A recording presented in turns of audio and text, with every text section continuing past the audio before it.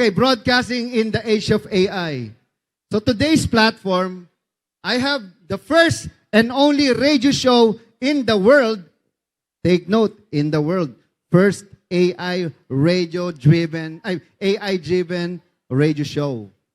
Oh. Sa kabilang stasyon yun. Hindi ko ipopromote yung stasyon. Okay? Ang mahalaga, makinig kayo sa DWIC. AI clone training. Very important that you train your own AI rather than someone use it.